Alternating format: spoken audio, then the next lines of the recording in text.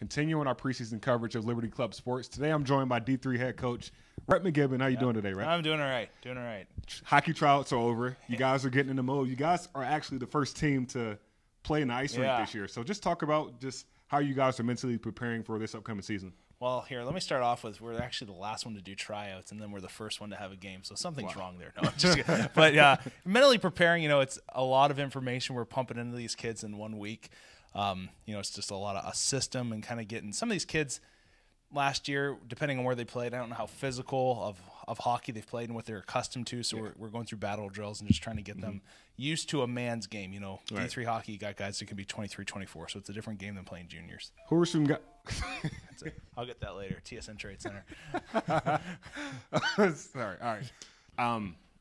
So who are some guys that you're really looking forward to, just stepping up this year? You lose guys like Carl Harder and some of those guys. So who are you looking forward to, step up in those roles to help boost this team this year? Yeah, we lost, a lot of veterans and guys that we were kind of expecting to come back and be role players. Marcus Day's one of them, our captain, moving on up to D2.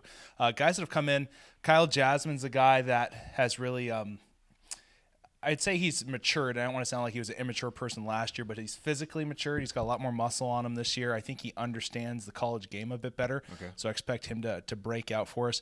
Rue Galang's a guy that lost like 50 pounds over the last year, so he's really trim and fit. And in between the pipes, his mobility is fantastic compared to what it was. So I think he's going to have a big year.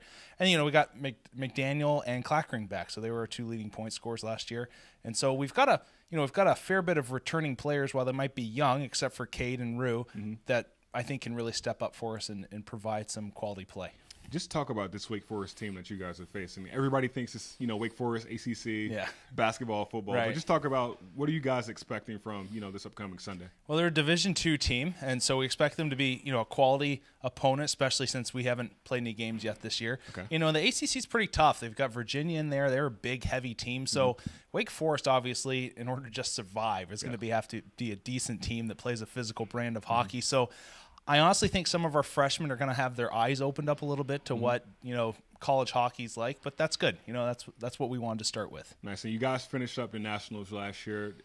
As far as this year, what are the season goals still the same as last year? Get to nationals, national championship, or is it a one day at a time thing that you guys are just, focus on today, tomorrow, take care of itself? As of right now, it's a one day at a time thing. But I think, you want to have a big picture and you want to lay that out to your group. And for my guys, I kind of remind them, as horrible as it sounds, that, hey, we did go to regionals last year, but we lost in our first game. We actually didn't make it to nationals on our own. We kind of got an at-large bid, I'll call it. Okay. So I want to be a top 5 team in the South this year, and I want to win a game at regionals. I really want to go to nationals, but I think that's the next goal is, hey, be a top 5 team. Let's make it a staple that we're one of the best teams in the South region, and then let's go to the South regional playoffs and show them that we're legit. And just like you talked about earlier, you guys were the last team to try to make your roster, the first team to play. So what do you think it's going to take for you guys to build that chemistry, pretty soon?